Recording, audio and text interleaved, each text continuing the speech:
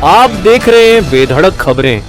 महाराष्ट्र की राजनीति के लिए बीते 6 साल काफी अप्रत्याशित रहे हैं।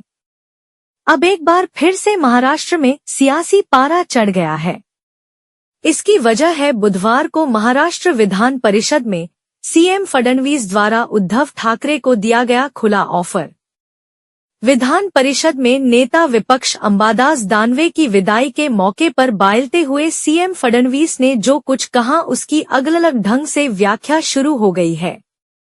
महाराष्ट्र में ठाकरे ब्रदर्स के फिल्मी तरीके से एक मंच पर आने के बाद जहां मनसे और शिवसेना यूबीटी में गठबंधन की संभावनाओं पर चर्चा हो रही है, तो इस सब के बीच फडणवीस ने विधान परिषद में कहा कि उद्धव जी 2029 तक मेरी तो उस तरफ विपक्ष की ओर आने की कोई संभावना है नहीं।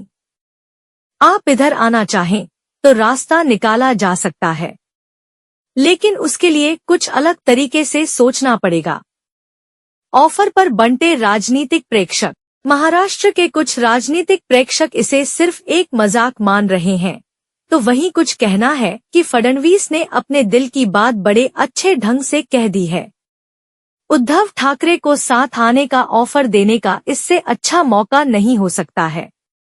राजनीतिक प्रेक्षकों का कहना है कि फडणवीस महायुति 2.0 में एकनाथ शिंदे के साथ सहज नहीं है। शिवसेना विधायकों और मंत्रियों की हरकतों पर नाराजगी जता चुके हैं।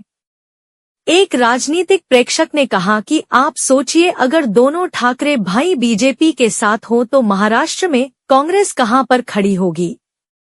बीजेपी ने दोनों को साथ लेकर एक मजबूत मोर्चा महाराष्ट्र में बना सकती है। राज ठाकरे 2024 के चुनावों में बीजेपी के साथ ही थे। ऐसे में फडणवीस के ऑफर को मजाक कहकर खारिज नहीं किया जा सकता है। दानवे को अपना बता डाला।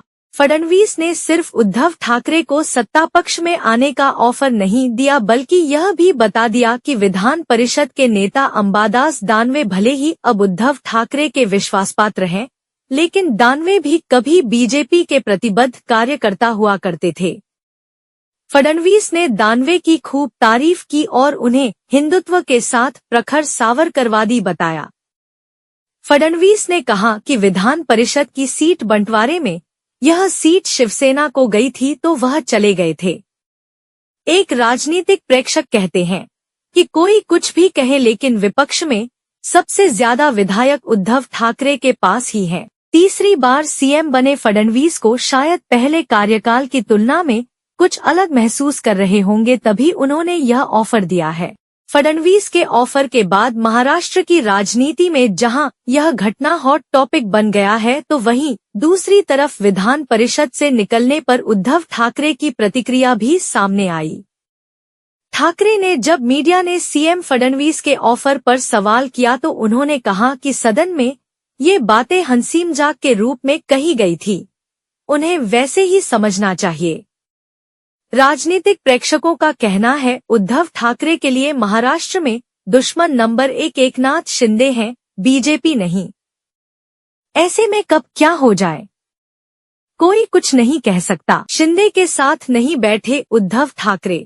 फडणवीस के ऑफर पर जहां उद्धव ठाकरे का प्रतिक्रिया काफी सामान्य रही, तो वहीं अंबादास दानवे के फेयरवेल के बाद जब फोटो सेशन हुआ तो उद्धव ठाकरे एकनाथ शिंदे के बगल में नहीं बैठे, जबकि शिंदे के बगल में बैठीं विधान परिषद की उपसभापति डॉ नीलम गोरे ने पूर्व मुख्यमंत्री उद्धव ठाकरे को बैठने के लिए अपनी सीट छोड़ दी थी, लेकिन उद्धव एकनाथ शिंदे के बगल में नहीं बैठे।